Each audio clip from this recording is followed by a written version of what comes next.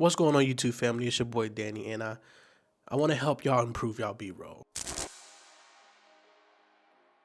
Before we even get into the video itself, let's break down what B-roll is. So B-roll is supplement video to cover up your A-roll footage. So essentially, B-roll is a narrative feature to create a sense of time and place to add layers of meaning to the story. Me, coming from a music video background, we tend to just kind of point and shoot when we're shooting B-roll. A lot of the times there are run and gun shoots, and a lot of times usually the B-roll doesn't really have any type of connection with the song itself. You'll be in different scenarios where you have to tell the story better, and B-roll is essentially how you tell that story a little better.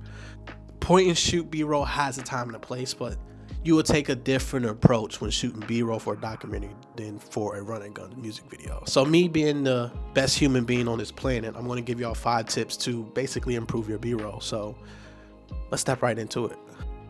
Number 1, shot selection. Always remember these 3 shots: wide shot, mid shot, and close-up shot. All your B-roll should be equivalent to each other. The best example I can give you is Martin, where they show you apartment building and next you end up in the actual apartment. Number 2, your frame rate. Now, a lot of people may, think different from what I'm thinking, but your frame rate matters when shooting B-roll. I shoot all my B-roll in 60 frames per second. And the reason why is because 120 frames per second, file sizes can be a little bit bigger, just less memory. Also too, you can still get out of that whole entire clip, you may be using maybe 5 to 10 seconds of a clip. The best practice is just to get something to slow down. It's a time and a place when shooting 120 frames per second. If you have the memory to do that, by any means do so. I know a lot of sports usually want to shoot 120 frames per second just to kind of slow down the moment because sports move a little bit faster. But if you're shooting like a painter, you don't need to shoot 120 frames per second. 60 frames per second work. And when you get into your timeline, for me, I use Adobe Premiere. So I literally just interpret the footage to 24 frames per second and it slows down the footage. It's actually pretty good because now you have literally 2 clips you can use. So if you want to use the 60 frames per second clip, you can, because you can use that for like Verde moments when you got real live action of the moments, and then you can use slow-mo, whatever. So you have options if you do it that way. Save yourself some time and shoot 60 frames per second when shooting B-roll. Thank me later. Number 3, camera movement. Camera movement is so important because it adds character to your footage. I know what you're thinking, you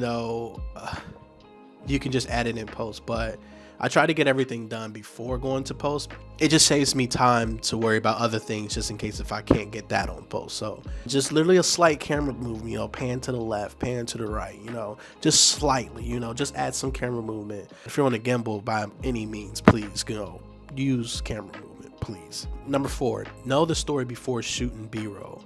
This is probably one of the important ones because knowing the story is always key, because you have a mindset of what you need to shoot when going in.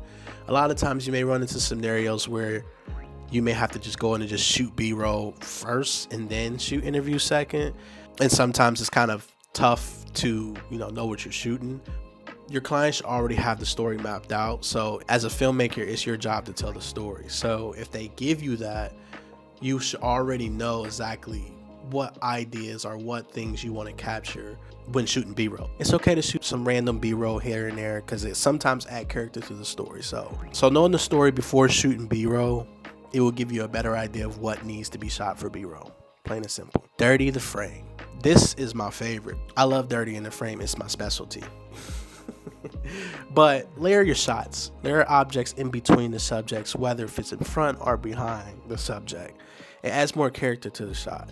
I try to shoot similar what the eye can see, and dirty in the frame with slight camera movement is by far the best ways you can go about it. Again, this is all a time and a place depending on the story.